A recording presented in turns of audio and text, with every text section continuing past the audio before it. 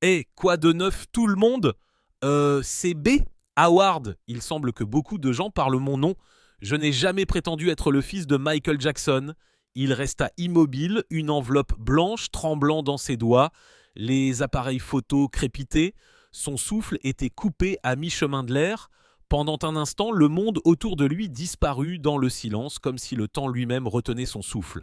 Howard ne parlait pas. Il ne le pouvait pas. Tout ce qu'il pouvait faire, c'était regarder la page devant lui. Les mots le dévisageaient, des mots suffisamment forts pour déchirer tout ce qu'il croyait savoir sur qui il était. Il ne s'était jamais senti à sa place. Il y avait eu des allusions, des rumeurs anciennes et d'étranges coïncidences qu'il n'avait jamais rêvé de croire vraiment. Mais le passé a tendance à revenir plus féroce, plus pointu et de loin plus impitoyable. Ce qui avait commencé comme une quête discrète de réponses s'est transformé en une révélation qui a stupéfié ses proches et laissé des millions de personnes observer à distance, sous le choc. La jeunesse et le début de carrière de Michael Jackson. La vie de Michael Jackson a commencé dans une petite maison de 2 chambres à Gary, dans l'Indiana, où il est né le 29 août 1958. Il était le 8e des 10 enfants de la famille Jackson, une famille nombreuse et énergique, pleine de musique, d'énergie et de difficultés. Sa mère, Catherine, jouait de plusieurs instruments et avait espéré devenir chanteuse de country. Son père, Joe Jackson, travaillait comme ouvrier sidérurgiste le jour et musicien la nuit, jouant de la guitare dans un groupe local de rhythm and blues. Joe était strict et arrêté dans ses manières, avec la ferme conviction que la discipline était la seule façon d'atteindre le succès. Et il dirigeait la maison d'une main de fer. Michael et ses frères et sœurs ont été exposés à la musique dès leur plus jeune âge, se produisant avec le groupe de leur père qui allait devenir l'emblématique Jackson 5. Dès 1964, le jeune Michael, qui n'avait que 6 ans, se produisait déjà avec ses frères Jackie, Tito, Germaine et Marlene, jouant du tambourin et chantant des chœurs. Mais assez tôt, la voix de Michael est devenue le centre d'attention. Sa voix était reconnaissable entre toutes. Même alors, dans les coulisses, ce n'était pas facile. Michael allait parler assez librement des abus physiques et émotionnels qu'il avait subis pendant les répétitions. Les tactiques d'ordure de son père et ses attentes ont laissé des cicatrices psychologiques. Malgré cela, les Jackson 5 ont continué à progresser. 1965, ils ont remporté un concours de talent. Et Michael, qui était déjà un artiste né, a ébloui tout le monde par sa danse et ses chants percutants. Ils ont passé le reste de l'année à jouer dans des clubs du Midwest et ont même décroché des contrats dans des clubs de striptease et des bars à cocktails afin de se faire connaître. C'est au cours de l'un de ces concerts 1968 qu'ils ont attiré l'attention de Motown Records grâce au chanteur Bobby Taylor. Peu de temps après, les Jacksons ont quitté leur foyer et se sont dirigés vers Los Angeles poursuivant une aspiration plus grande. Avec Motown, leur carrière a décollé. 1969, les Jackson 5 ont percé sur la scène nationale et 1970, ils ont placé des tubes comme I Want You Back, ABC, The Love You Save et I'll Be There. Michael, alors qu'il n'était qu'un jeune, est rapidement devenu l'artiste vedette, obtenant la désignation d'enfant prodige musical avec une voix bien au-delà de son âge. Pendant ce temps, Michael a lancé sa propre carrière. De 1972 à 1975, il a sorti 4 albums solo sur Motown tels que Got to Be There et Ben, démontrant qu'il n'était pas simplement un membre d'un groupe bien connu. Il était une star à lui tout seul. Au milieu des années 70, Michael Jackson était déjà passé d'un enfant qui chantait gentiment à une idole des adolescents, jetant les bases de l'icône qu'il allait devenir. La vie personnelle de Michael Jackson. Bien qu'il soit l'une des personnes les plus connues au monde, la vie amoureuse de Michael Jackson était entourée de secrets, d'intrigues et d'un soupçon de chagrin. Enfant, Michael a grandi sous les yeux du public et sa première introduction au monde adulte, travaillant dans des boîtes de nuit et des clubs de striptease avec ses frères, a teinté sa perception des relations termes peu orthodoxes. Mais sous les mouvements éblouissants et les moonwalks se cachait une personne qui était toujours à la recherche d'une véritable connexion. Sa première rencontre avec la jeune romance, comme cela a été rapporté, a eu lieu avec Tatum O'Neal, une actrice montante à l'époque. Bien qu'il y ait eu des rumeurs, Tatum dira plus tard que leur relation était purement platonique. Vient ensuite Stephanie Mills, une chanteuse-actrice prolifique que Michael a rencontrée lorsqu'il travaillait sur The Wiz. Mills a déclaré qu'elle et Michael avaient eu une relation douce et sincère qui représentait l'une de ses premières expériences romantiques authentiques. Au cours des années 1980, Michael a souvent été associé à Brooke Shields, l'actrice et mannequin légendaire. Les deux avaient un lien étroit et une amitié, et bien que les fans s'interrogent sur la romance, Brooke se souviendra par la suite que Michael est devenu de plus froid émotionnellement au fil du temps, presque asexué dans son détachement. Mais cela a commencé à devenir plus sérieux lorsque Michael a renoué avec Lisa Marie Presley, la fille d'Elvis Presley, 1992. Le couple s'était initialement rencontré lorsqu'ils étaient enfants, mais lorsqu'ils ont grandi, la magie s'est produite. Lisa Marie a soutenu Michael pendant l'une des périodes les plus stressantes de sa vie, l'accompagnant même pour se faire soigner pour des problèmes de santé. Leur romance a été fulgurante. Michael l'a surprise, lui demandant de l'épouser par téléphone. Ils se sont mariés lors d'une cérémonie secrète le 26 mai 1994, République dominicaine. Bien que leur mariage ait été de courte durée, ils ont divorcé 1996. Leur romance a duré par intermittence quelques années de plus. C'était une relation qui, selon la plupart des témoignages, a laissé une forte impression sur les deux. C'est au cours de cette période que Michael était proche de Debbie Rowe, une infirmière employée par son dermatologue. Après avoir traversé une fausse couche et essayé de faire face au fardeau émotionnel qui découlait, les deux ont décidé de se marier. Ils se sont mariés le 15 novembre 1996 à Sydney, Australie. Ils ont eu 2 enfants, Prince Jackson et Paris Jackson. Le mariage a ensuite été dissous 2000, Debbie donnant à Michael la garde exclusive. Son 3e enfant, Prince Michael Jackson II, également appelé Blanket, est né d'une mère porteuse 2002. Michael était également très proche d'Elizabeth Taylor et, bien que leur relation ne soit jamais devenue romantique, il lui a librement exprimé son amour. Il a également eu des relations avec quelques femmes au fil des ans, mais beaucoup d'entre elles sont restées discrètes, comme Michael le souhaitait souvent. Allégation d'abus sexuels sur mineurs 1993. 1993, Michael Jackson a été confronté à la première controverse sérieuse de sa vie qui allait changer à jamais l'opinion publique. La controverse a commencé lorsque Jordan Chandler, âgé de 13 ans, et son père, Evan Chandler, ont accusé Jackson d'avoir eu une conduite inappropriée avec un mineur, une accusation qui a déclenché une tempête médiatique et a laissé un impact durable sur la perception publique de Jackson. Les accusations ont émergé après que Jackson se soit également lié d'amitié avec Jordan et sa famille. Célèbre pour avoir accueilli des enfants et des familles dans son ranch de Neverland, Jackson passait de plus de temps avec les Chandler. Evan Chandler, un dentiste et aspirant scénariste, avait d'abord loué la gentillesse de Jackson, mais les relations entre eux se sont détériorées et août 1993, Evan a officiellement porté plainte, accusant Jackson d'avoir eu une conduite inappropriée avec son fils.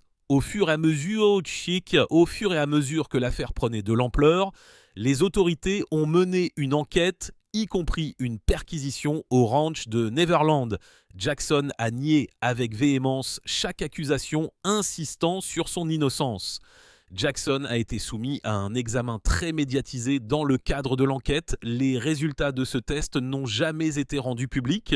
L'un des aspects les plus débattus de l'affaire était sa conclusion. Janvier 1994, Jackson a conclu un accord civil de plusieurs millions de dollars avec la famille Chandler.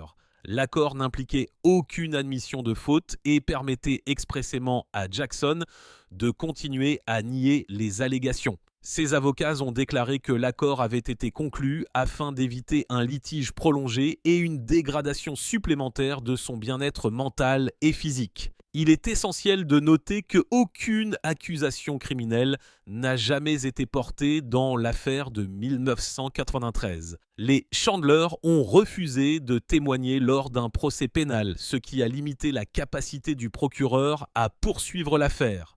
L'absence de coopération de la part de la victime présumée, l'affaire a été abandonnée. Les ombres de cette affaire ne se sont cependant jamais complètement dissipées. 2003, Jackson a fait face à de nouvelles allégations concernant un jeune garçon, ce qui a conduit à une autre enquête très médiatisée qui a abouti au tristement célèbre procès pénal de 2005, au cours duquel Jackson a fait face à de multiples accusations, y compris des allégations graves liées à une inconduite avec un mineur. Après un mois de lutte acharnée devant les tribunaux et une attention médiatique incessante, Jackson a été acquitté de tous les chefs d'accusation le 13 juin 2005. Même après son triomphe juridique, le préjudice émotionnel et de réputation a persisté. Pour la plupart, l'accord de 1993 avait laissé beaucoup de questions sans réponse. Et le procès de 2005 a ravivé l'attention du monde entier, qu'il soit accusé d'être victime d'extorsion ou d'être un homme entouré de spéculations persistantes. L'héritage de Jackson serait toujours entaché par ses accusations, ses problèmes financiers et sa faillite. Au milieu des années 2000, la carrière mythique de Michael Jackson contrastait fortement avec la cruelle crise financière à laquelle il était confronté dans les coulisses. Bien qu'il ait gagné des milliards pour l'industrie du disque et vendu plus de 400 millions de disques dans le monde au cours de sa carrière, Jackson était accablé par plus de 500 millions de dollars de dettes à sa mort 2009. L'ampleur de la crise n'était pas seulement effroyable, elle était tragique. La majeure partie de la détérioration financière de Jackson était le résultat de son style de vie extravagant, de ses vastes dons philanthropiques et d'une série de prêts à taux d'intérêt élevés qui ont dégénéré. Il a dépensé sans compter bijoux, œuvres d'art uniques, animaux exotiques, personnels, avions privés et biens immobiliers. Le célèbre ranch de Neverland a lui seul coûté des millions chaque année entretien. Il finançait également des largesses et des vacances, parfois même pour des personnes qu'il connaissait à peine. Sa passion pour le don n'avait d'égal que son incapacité à dire non. La situation a atteint son point d'ébullition 2006, lorsqu'il a été contraint de quitter Neverland, le domaine qui avait représenté son royaume fantastique. Les déboires juridiques se sont accumulés et les procès l'ont poursuivi au-delà des frontières. Sous une pression croissante, Jackson a vendu des parts importantes de ses avoirs les plus précieux, y compris une partie du catalogue de musique rentable qui comprenait les droits sur les chansons des Beatles, autrefois le joyau de ses avoirs. À sa mort, des documents judiciaires ont montré que la succession de Jackson était submergée par plus de 65 réclamations individuelles de créanciers. Certains des prêts qu'il avait reçus étaient des faux, tandis que d'autres avaient des taux d'intérêt exorbitants qui ne faisaient qu'aggraver le problème. Pour aggraver ses difficultés financières, la succession se voyait devoir environ 40 millions de dollars par AEG Live, les producteurs de sa prochaine tournée de concerts This Is It. La tragédie elle-même, cependant, ne résidait pas dans les chiffres, elle résidait dans l'ironie. Jackson avait travaillé vain pour organiser un retour avec This Is It, une performance créée non seulement pour renouer avec ses fans, mais aussi pour reconstituer ses finances. Quelques semaines avant la première, il est décédé à l'âge de 50 ans d'une surdose de drogue administrée par son médecin. Même à titre posthume, ses biens étaient toujours empêtrés dans des conflits financiers. L'IRS a contesté une déclaration de revenus de 2021, affirmant qu'elle avait sous-évalué sa richesse et devait près de 700 millions de dollars impôts et pénalités. Par conséquent, les héritiers, tels que sa mère Catherine et ses enfants, Prince, Paris et Biggie, n'ont toujours pas reçu de règlement financier complet des années plus tard. Fin de compte, le déclin financier de Jackson n'était pas celui d'une célébrité irresponsable, mais celui d'un homme d'une complexité extrême, généreux au point d'être fautif, tiraillé entre le fantasme et la réalité. La dépendance et la mort de Michael Jackson. Le décès de Michael Jackson le 25 juin 2009 a provoqué un choc mondial. Ce n'était pas seulement la fin d'une ère musicale.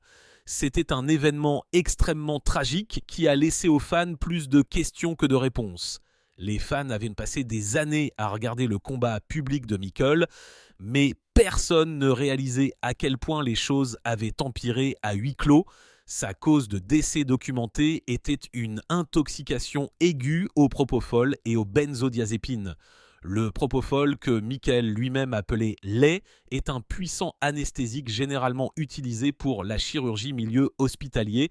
Ce n'est pas quelque chose qui est destiné à dormir et certainement pas à être donné dans un autre endroit qu'un hôpital, mais Michael recevait régulièrement à domicile de son médecin personnel, Conrad Murray. Le dernier jour, Jackson s'est plaint de fatigue et a plaidé pour qu'on lui donne quelque chose pour l'aider à dormir. Après avoir reçu une dose de propofol, il n'a jamais repris conscience. Lorsque les équipes d'urgence sont arrivées, les efforts pour le réanimer ont échoué et il a été déclaré mort à l'hôpital. Ce qui a suivi a été un contre-coup tragique mais prévisible. Une enquête a révélé que le Dr Murray n'avait pas seulement administré le médicament d'une manière dangereuse, mais qu'il avait également tardé à appeler les secours. 2011, il a été accusé d'homicide involontaire et condamné à 4 ans, bien qu'il n'ait purgé que 2 avant d'être libéré sur parole. Pour beaucoup, l'écriture avait toujours été là. Michael avait lutté contre l'insomnie pendant des années. Il avait existé dans un projecteur aveuglant auquel peu de gens pouvaient s'identifier et la pression l'a manifestement affecté. Des rumeurs circulaient sur sa dépendance aux médicaments et ses proches avaient tiré la sonnette d'alarme quant à son bien-être physique et mental, mais rien n'a été fait à temps. Ce qui est si obsédant dans la mort de Michael Jackson, c'est à quel point elle aurait pu être évitée. Avec tout ce qu'il avait terme de célébrité, de chichiaï, d'abeketi, de richesse et d'accès aux meilleurs soins de santé, il n'a toujours pas pu trouver la paix. L'artiste le plus populaire au monde est mort essayant de dormir, une chose si élémentaire mais à jamais insaisissable pour lui. Sa mort n'a pas seulement été la perte de la vie d'une icône, c'était un signal d'alarme concernant le prix secret de la célébrité, le risque de prescription débridée et le coût humain derrière tout le faste et le succès. Qui est Howard ? Brandon Howard, également connu sous le nom de B. Howard, n'est pas apparu soudainement de nulle part, bien que pour beaucoup de gens cela ait semblé être le cas. Né à Los Angeles, B. Howard a grandi entre 2 grandes villes, Los Angeles et Chicago. Sa mère, Mickey Howard, est elle-même une célèbre chanteuse de R&B qui a fait des vagues dans les années 80 et 90. Et si ce n'était pas assez musical, ses grands-parents étaient également des légendes du gospel, Joséphine Howard des Caravanes et Clay Graham des Pilgrim Jubilee. Essentiellement, la musique était dans son sang depuis le tout début. Mais étonnamment, Howard n'a pas nécessairement toujours eu l'intention de perpétuer l'héritage de sa famille. Pendant une brève période, il a envisagé de travailler dans la finance. Tout était sur le point de changer une fois qu'il a commencé à regarder des vidéos musicales sur MTV, notamment celles de a-ha et Tears for Fears. C'est alors que l'attrait de la musique est devenu trop puissant pour résister. Il a choisi de poursuivre sa passion et a adopté très tôt le nom professionnel de Sonic.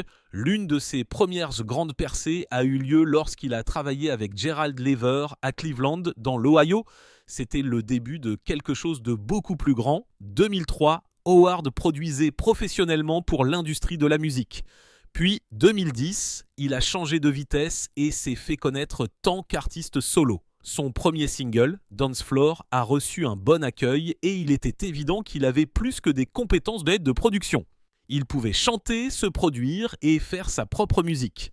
Plus tard cette année-là, il a collaboré avec W. Clef Gan et Jasmine Sullivan pour retravailler la chanson Kako, l'honneur de Nelson Mandela. Howard a poursuivi sur sa lancée. 2011, il a sorti 2 singles de son premier album, Supermodel et Dance Floor, ce dernier faisant des vagues sur tous les supports numériques. Il s'est même rendu au Japon pour se produire et faire la tournée de la sortie. 2013, il a sorti un autre single, I Do It. Et 2016, sa chanson Don't Say You Love Me a atteint la 11e place des charts de danse de Billboard. Pas mal pour un homme qui pensait qu'il passerait ses journées à faire des calculs dans un bureau. Sa profession l'a même amené à voyager jusqu'à Chine 2018, où il a participé au festival virtuel des stars de Chine à Pékin. À cette époque, B. Howard n'était pas simplement un artiste de venir. Il était un artiste international. Avec tout ce succès musical, il n'est pas surprenant que les gens aient commencé à remarquer autre chose. Ressemblance physique et vocale. Depuis le jour où B. Howard a émergé sous les projecteurs, les gens n'ont pas pu s'empêcher de remarquer à quel point il ressemblait à Michael Jackson, non seulement apparence, mais aussi dans sa voix et ses manières. Les fans ont particulièrement remarqué les similitudes vocales. Le chant de B. Howard rappelle les voix douces et aiguës et le phrasé émotionnel qui ont fait de MJ une icône mondiale.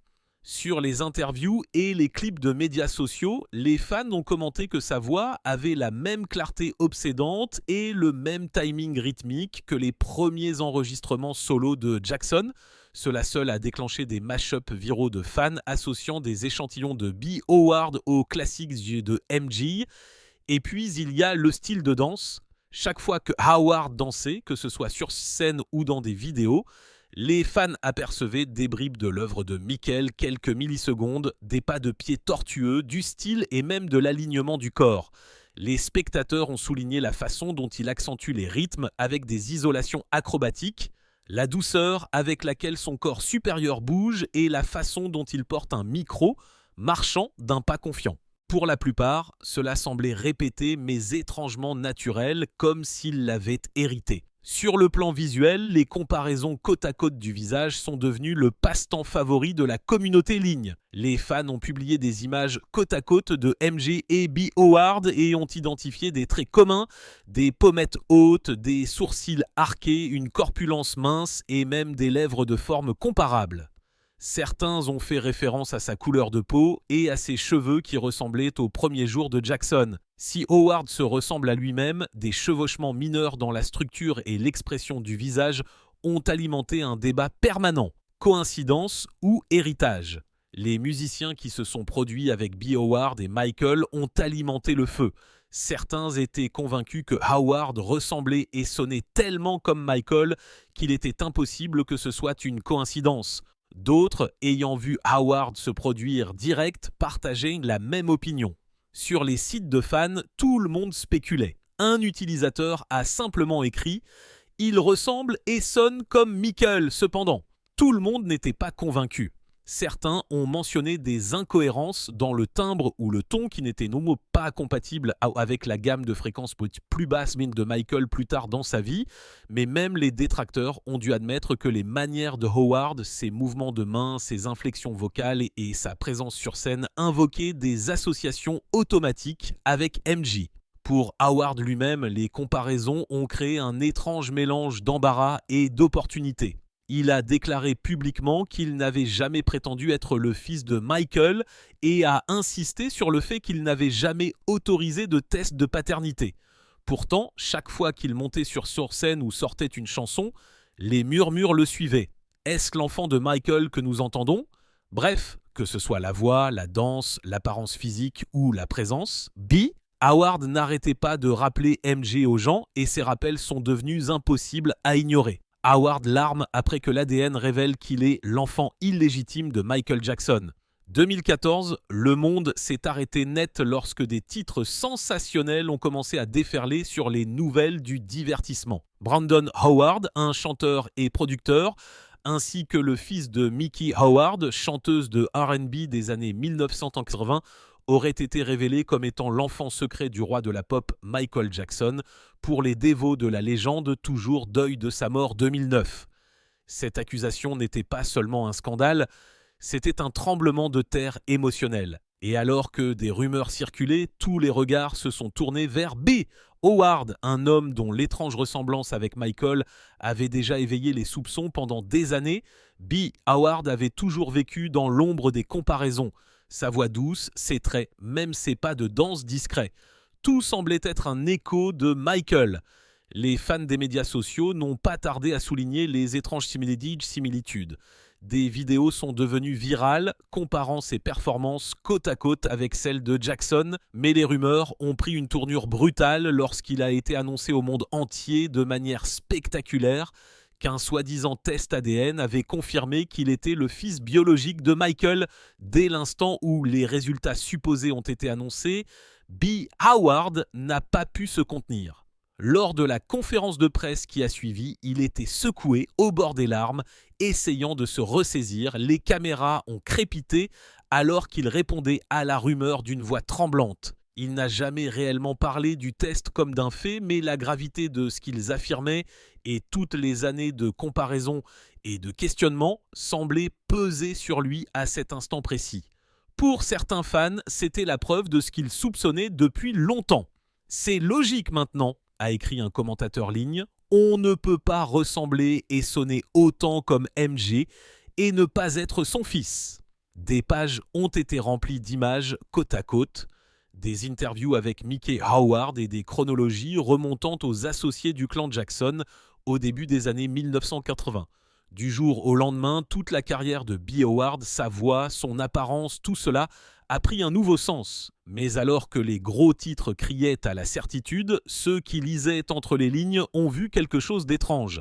Howard, ému comme jamais, n'a fait jamais confirmer la déclaration lui-même. Au lieu de cela, il semblait dépassé, peut-être pas par la validité du test, mais par la pression et l'examen public exercés sur son identité.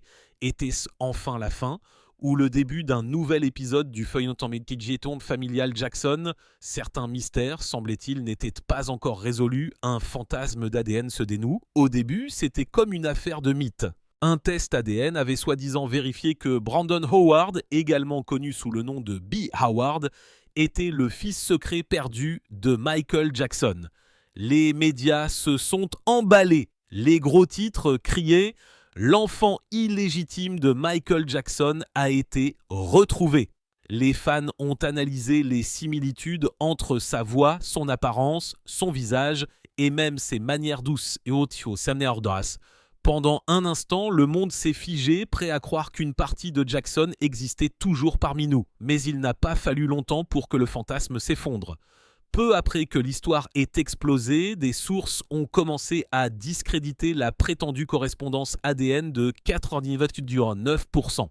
Les enquêtes ont révélé que le test ADN n'avait pas été effectué par un laboratoire autorisé. Le logo du rapport de test a été retrouvé sur un kit de test ADN acheté sur eBay. L'ensemble s'est avéré être un canular médiatique de tiers et B. Howard, intentionnellement ou non, s'est retrouvé au milieu d'un maelstrom de rumeurs et d'informations erronées. À son honneur, Howard se restait calme au milieu du chaos. Dans des interviews, il a insisté sur le fait qu'il n'avait jamais prétendu être le fils de Michael Jackson et qu'il n'avait pas l'intention de faire valoir une quelconque revendication juridique contre la succession Jackson. « J'ai toujours été fier de mes propres origines », a-t-il déclaré. « J'ai été élevé par des gens forts et je leur suis reconnaissant. » Alors, qui est B. Howard ? Né Brandon Howard à Los Angeles, il est issu d'une famille de musiciens, mais pas celle que les tabloïds espéraient. Sa mère est Mickey Howard, une chanteuse de R&B nominée aux Grammy Awards, qui était très populaire dans les années 1980. Elle a connu un petit avant-goût de la gloire grâce à des succès comme Love Under New Management et Come Share My Love. Elle avait été signée par la société de management de Joe Jackson à un moment donné, ce qui a probablement alimenté les rumeurs selon lesquelles elle était liée à Michael. B. Howard a fait ses débuts dans l'industrie de la musique, mais s'est taillé sa propre niche. C'est un producteur et chanteur chevronné qui a travaillé avec Neyo et Akon, entre autres. Il a également travaillé avec des artistes internationaux au Japon, où il s'est constitué une base de fans de niche. Loin de profiter du succès de qui que ce soit, il a essayé de laisser son travail parler de lui-même. Quant à ses frères et sœurs ou à sa famille élargie, B. Howard a gardé beaucoup de cela privé. Ce que nous savons, c'est que son histoire est moins une question d'ADN qu'une question d'identité. C'est un homme défini par la musique, sculpté par la curiosité et contraint d'être paix sous les projecteurs qu'il n'a jamais demandé. Fin de compte, la saga de B. Howard et les spéculations concernant sa paternité sont moins une question d'ADN que d'obsession implacable du monde pour Michael Jackson. Même dans la mort, Jackson reste une énigme. Son influence s'étend au-delà de la musique et de la culture, touchant des fantasmes personnels, des batailles juridiques et des rêves que les gens lui attribuent. L'idée qu'il ait pu laisser derrière lui un enfant secret était presque trop tentante pour que le public y résiste. Pendant un moment, Brandon Howard s'est tenu au centre de cette tempête. Mais lorsque la poussière est retombée, une vérité est devenue claire. B. Howard n'était pas le fils de Michael Jackson, ni par le sang, ni par le scandale, ni par le secret. Pourtant, ce qui a fait que cette histoire a collé, ce n'est pas seulement la rumeur, c'est la grâce discrète de B. Howard à travers tout cela. Il n'a jamais profité des gros titres, il n'a pas poursuivi justice, n'a pas fait de grands discours, n'a pas vendu son histoire au plus offrant. Au lieu de cela, il est retourné à son métier, produisant, écrivant et interprétant de la musique. L'identité de B. Howard n'a jamais été vraiment définie par le test que le monde attendait. Elle a été façonnée par son éducation, par la résilience de sa mère, Mickey Howard, et par ses efforts pour construire quelque chose de significatif dans le monde de la musique. C'est un artiste talentueux à part entière. Et si la connexion avec Jackson l'a peut-être fait connaître à des millions de personnes, c'est son travail qui fera perdurer son héritage.